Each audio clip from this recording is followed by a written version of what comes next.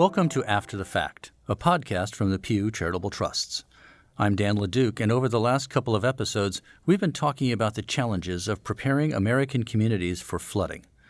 Well, now the good people of Texas are contending with the reality of flooding.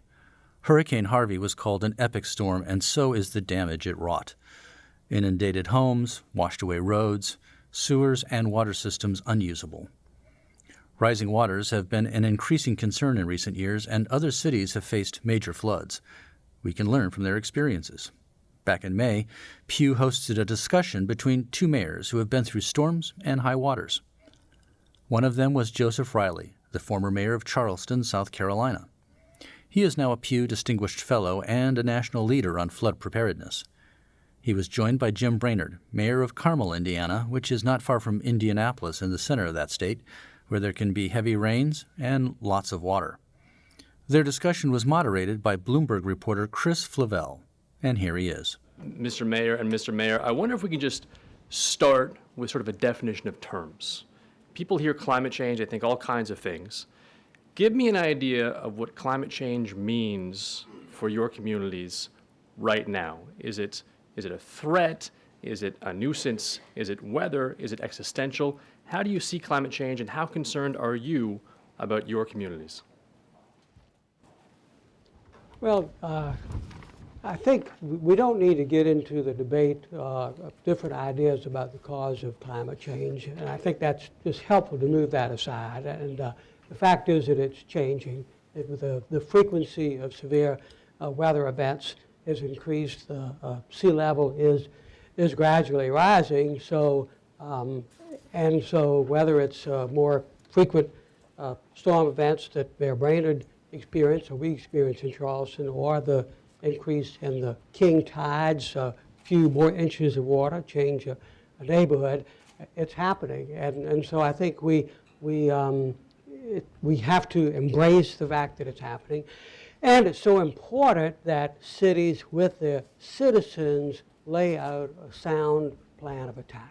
And we must be proactive, and we must be forward-thinking, and we must have a commitment to resilience, because if we don't, then we're ensuring that our community will be damaged further in the future, and that's not in anyone's best interest, and that's not doing our job. And then, Mayor Brainerd, it's great that you're here, because I think people will sometimes associate climate change with affecting coastal cities the most severely, but perhaps you can give us an idea of why it's not just coastal cities dealing with these kinds of issues. Well, certainly coastal cities are going to be impacted, and probably impacted more dramatically in the beginning of our climate change challenges than inland cities. However, cities across the Midwest and inland from the coast are dealing with more storm events each year, and more storm events of greater intensity. I think one year we had 12 100-year rains. 1 year. Wow. We are in the part of the country that has tornadoes. In fact, I was thinking, just as I was listening to the introductions, about being in a very similar panel about a year ago with the mayor of Kokomo, Indiana, who's located about half an hour to the north. Yeah. And this was an event sponsored by the Hoosier, it was a nickname for people from Indiana, the Indiana Environmental Council, and we were in a university building in downtown Indianapolis. We broke up about 1 o'clock in the morning and went back to our respective city halls.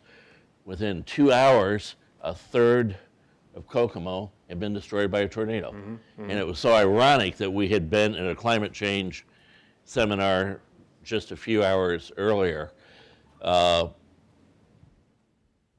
Even though my city is urbanized, part of the greater Indianapolis metro area, we're very close to farm communities. As the weather changes, different sort of pests are impacting how crops are grown. That's of great importance to some of the farmers. It should be important to all of us. We like to eat. We have those issues. We have the issues of our stormwater management system, how much has to be invested in it. So we're dealing with all these things across the country, simply not on the coastal areas. We do have tornadoes, we have heavy rain events, we have weather that's changing and changing very drastically and very quickly. You're both in red or reddish states. Give us a sense of how your constituents look at this. I think there's a sense on the coasts that, the further inland you go or the further you go into Republican territory, the less agreement there is that this is happening. How do your constituents see these threats, and have you found a good way to talk about them that doesn't sort of veer off into debates about ideology or science? Let me start with that. Well, I'm a Republican, even though I have the blue tie on, and Joe's a Democrat, and he has the red tie on. But mayors talk to people on the street. They're out in the community every day. And they have an advantage that people in state capitol and the people in the federal capitol don't have, in that we have this daily contact with our constituents. And I have yet to meet anyone of any party who, first of all, wants their family to drink dirty water or breathe dirty air. It seems like, as I talk to constituents, many of them solid, strong Republicans, some from the fiscal side, others from social side. I remind them that, these for many years were nonpartisan issues. It was Teddy Roosevelt, a Republican, who set aside most of our national parkland. It was Dwight Eisenhower set aside the Arctic Reserve. It was President Nixon and later Ford, after Nixon resigned, that signed the legislation that established the EPA, the Clean Drinking Water Act, the Federal Migratory Bird Act, Endangered Species Act, and so on. It was Reagan that dealt with the ozone hole in Montreal, the Montreal Protocols. So there's this history. I think back about the the Conservation Fund that 50 years ago was authorized on voice vote, 51 years ago now, since we haven't reauthorized it, voice vote in the House and Senate. There was so little controversy about it. But is there pushback now? Do your constituents say? No, I don't think so. Sometimes I have to remind people of that. Sometimes you get somebody who wants to talk about the science, and I try not to go there with them if they're coming from that viewpoint. So I go, let's talk about the money we can save. Let's talk about making sure your house or your business isn't flooded, right, regardless of the reason. But I find most people in my community pay attention to the science. Right. And I think that back to that day-to-day contact we have with our community, I think it's a minority of radio talk show hosts that want to sell ads, right, that have perpetuated this myth, and I consider a myth, about the science not being real. And very few people in the country really believe that. And Mayor Riley, your experience? Well, and I just don't want to leave this meeting without personally congratulating Senator Warner for his amazing continued public service. He's here today, and a wonderful, great national hero, and just join me in giving him a round of applause. Well, you are, and thank you, and we see it by your being here today. When I was mayor, I always pictured a couple or family at home sitting in front of the television at their breakfast room table or dining room, whatever, and just talk to them honestly about what we were working on.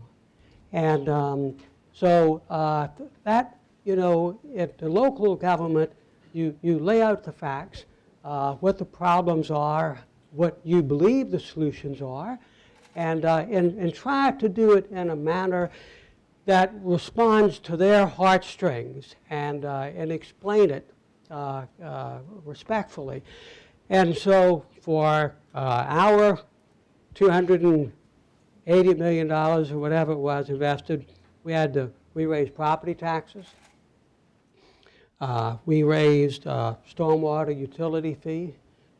We slightly raised business license, and we had a AAA credit rating, and we're not, we have a good, well-run, high undesignated fund balance, and all that. But if you tell people what something is going to cost and why you need to do it, then they support you, and so and you have to do that. I know that and local government's very different because you either do it or you don't do it. A police officer costs a certain amount of money, and 140-foot pipe under the earth that's 12 feet in diameter costs money too. So you lay it out and you explain it. And I think, running through all of this issue of resilience is that if the citizens are smart, they're smarter than we are, and they know that you have to make investments. And investments are costly, and it's in their best interest, so you lay it out. And so we and I think the red and blue is overstated in some ways because you get the national kind of political issues or cultural issues that seem to be somewhat definitive. But citizens want results, and they want their community to be safe. Mm-hmm. And we have a duty as elected officials at the local and the national level to do just that. We've got, I think, some federal employees in the room. Talk about the split that you see between what local governments can do on their own and what the federal government has to help with. How much assistance did you need as mayor, and do you need now in terms of federal programs, federal support, federal money to protect your residents? Well, it has to be a partnership. When you see on television that a horrific natural disaster has hit a community, the average citizen, I'd say, well, that's their problem. Glad it didn't hit here. No, they expect the Army Corps of Engineers to be there, or the various national resources. It's part of America, and so I think it's a partnership. We all have our duties and responsibilities, but the national government, because the national government will respond. There were in one way is with programs for resilience and mitigation investments, and the last 9 to 10 years, $277 billion worth of disaster aid a national government had to spend, because you spend it when some place gets wiped out, and $2 billion was invested in mitigation, whereas the studies show that for every dollar you invest in mitigation, you save $4. So I think there is an important opportunity and responsibility at the national level to have programs of mitigation. We're doing that. What you saw on the video was mitigation in Charleston, but if we pretend that it's going to be a localized disaster, citizens not going to want to do that. So it has to be a partnership. When we spoke earlier, you made the point that was fascinating, that you thought the federal government should help cities with flood damage move people out of flood zones after their homes, if their homes are destroyed, and direct that towards future resilience as opposed to building back in place. That's a controversial idea. Can you talk about that and why that's a good idea? I think we have to look at the long term. And, I know some instances where homes have been rebuilt 2 and 3 times. Yeah. Or more. And it just doesn't seem to be a common sense thing to keep rebuilding in those areas. Let's turn them into nature areas people can enjoy when they're not flooded, but help the folks that live there get out of those areas so they don't have to deal with it.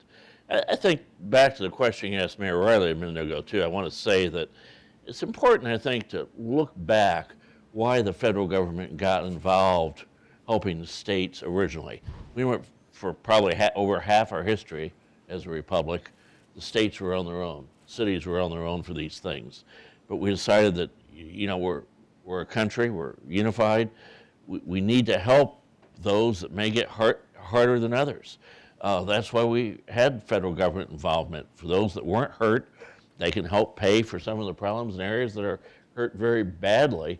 And we need that sense of unity to continue. I heard some rhetoric in the Hill this morning I was reading about, every city and every state can be on their own on some of these things. And I think that's a very dangerous attitude, because when disaster hits, we need everybody else to come in and help that area. Next week it may be your city.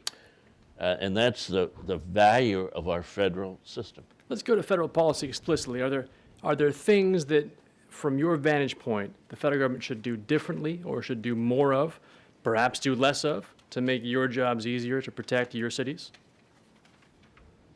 Well, I think investing in mitigation, because these are costly things. I don't know how much money what Jim outlined would cost. I know in Charleston it's several $1 million.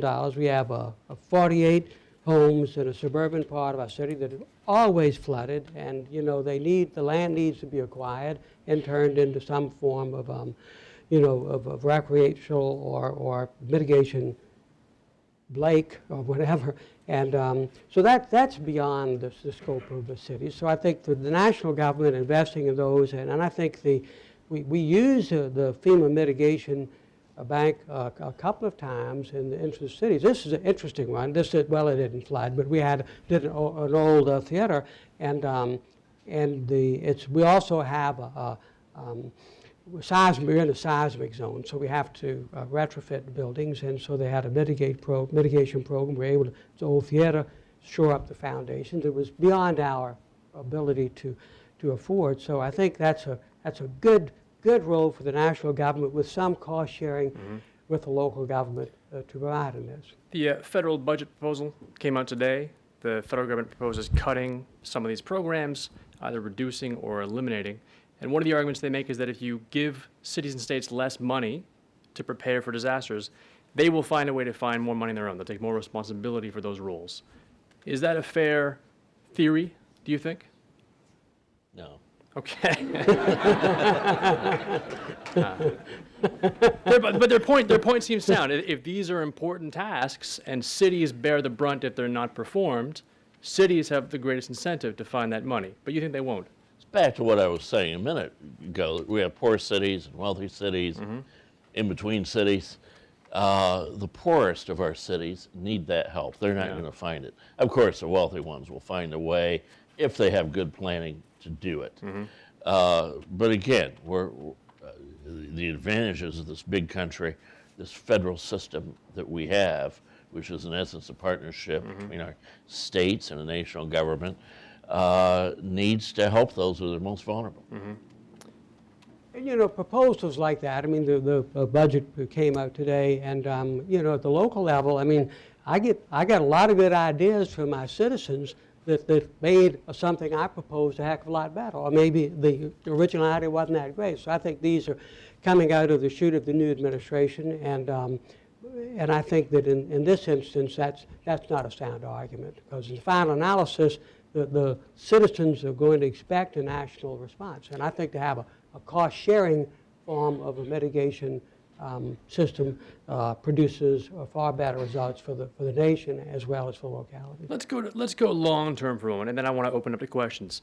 Help us understand, from your point of view, 10 years, 20 years, 30 years down the road, what does a very resilient city look like? What should mayors and other local officials do right now, and federal officials to help them, do to prepare cities both for the threats that we know about, but the ones we don't as well? How do you change the way you build, the way you protect, the way you encourage land use decisions? What should we be doing right now so that the damage that we know is increasing, we don't know how much, is lessened down the road? Well, one of the things I think is important is city design and planning.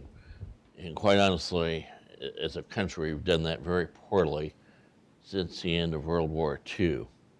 We have sprawled out compared to the development patterns, the grids that we had prior to 1945, when we had less than a quarter of our population with automobiles, to today when almost everyone outside a few cities along the coast has at least one, if not more, personal cars. We've sprawled out so far that our ability to build infrastructure farther and farther and farther out in a very sprawling development pattern costs so much that we can't do it very well. We need to be smarter. I'll give you one example. Think about a 40,000 square foot lot. If we put surface parking on that lot and build a one-story building on 10,000 square feet, the other option is to build a 5-story building on the entire 40,000 square feet. So the difference is, say, at $2 a square foot in property tax, something mayors tend to think about. It's going to be $20,000 for example A, It's going to be 400,000 if you do the math for example B. And that's just the revenue side. Then you have the cost of the road, $10 million a mile for a 2-lane road, the cost of the sewer pipe, the water pipe, the electric lines, the gas lines, and so on, policing that road, providing fire protection with all this sprawl. Again, 20 times the amount of revenue, for the same amount of private sector capital, 20 times the expense at least from the taxpayers to provide services. Our urbanized areas have sprawled out so far, cities have very little money left for basic infrastructure. So denser development. Yeah, I was talking in one city in a neighboring state, I won't name them to protect the guilty, but they showed me this new area of town, and this old city councilman in the car with us, and he said, I didn't vote for this. And I asked why, and he said, well, it won't make any money. And I said, did you ever work out the numbers? He said, no. So we did, and I used it in my talk the next day. They had developed this new area. They had about $6 million in expenses, about a $3 million infrastructure bond, $3 million in services with fire and streets and police and so on. And then we looked at the revenue they were getting from this newly developed area. It was half the cost. $3 million of revenue because it was sprawl. Had they taken this and built 4- and 5-story structures, it would have been revenue positive. But as a result, they were spending all this money they needed to be using, quite honestly, on other things, social programs and so on, and better infrastructure. And I guess, so if I can just make my point quickly, we need to start with designing our cities in a smarter, more fiscally responsible way so that we have money to do it properly. and Mayor Riley, I guess the problem in Charleston is not sprawl, it's losing land. How do you cope with the situation where you know you'll lose land over time? Well, I think that given the acceptance, increasing acceptance of climate change in all forms, I think that land use planning and community long-range planning has a different lens or filter that you look through now that you didn't 30 years ago. And it's about this issue. Okay, as we look forward, or put climate change in front of us, then infrastructure, make sure that it's built to withstand that. Senator Warner pointed out, to see, we was Secretary of the Navy concerned about Norfolk, but that base is secure, but will people be able to get to and from? So, infrastructure, nature-based solutions that we keep very keen on the riverbanks or watersheds or coastal zones and using what nature can produce and has produced to mitigate the impacts, and then wise implementation of land use plans, the houses up and all that. So again, when I was first elected a long time ago, it wasn't so much on our radar screen. It is now, and that's why this effort is so important, because it's not just the billions of dollars that it will save. I'll tell you, you go through a natural disaster, and the heart-wrenching, emotionally destructive heartbreak that happens when someone loses their home or something important in their community is destroyed, and heaven forbid lives are lost, then you want to make sure that you're wisely putting into place policies and procedures and investments that mitigate that. It's very important. I think our country has changed, and this is a top-level responsibility now and in the future. The sharp edge of that, of course, and then please, if you have a question, let me know after this. The sharp edge of that is when entire neighborhoods aren't there anymore, right? I was at a FEMA conference earlier this year, and someone made that point that your strategy, your package of strategies, has to include moving people away from the most vulnerable areas. Yeah. We discussed this earlier. As a mayor, losing your tax base, it sounds like hell, right? But at some point, you were saying it's better to have people out of danger than to have a tax base that keeps on flooding. I know from my reporting there are many other mayors either considering that question or actively avoiding considering that question. What is your advice for them? How do you, as a forward-looking mayor, how would you recommend they consider the question of when is it time not to rebuild in a given neighborhood? Well, every neighborhood is different. You know, you have to look at the facts, to the statistics, and the reality. And if any reasoned conclusion is that it's no longer sustainable, then you have to sell it, you know. And it's you don't want, that's not something you just, you know, shoot from the hip about, and you have to take it very seriously. But I think we will see that in some coastal areas, as I mentioned, the 46 homes in a suburban part of Charleston, and then people are awakening to that as well. You know, your house gets flooded one time, that's a real pain in the neck. You know, 6 times in 15 years, and you just can't take it anymore. So I think that's a biting the bullet that I think increasingly will be done. Mayor Riley just talked about facts, statistics, and reality. And that's what every episode of this podcast is supposed to be about. We also hope it's about humanity. And so we want to take a moment and wish the people of Houston and the surrounding environs our best wishes for a strong recovery. Our thoughts are with you. For the Pew Charitable Trusts, I'm Dan LeDuc, and this is After the Fact.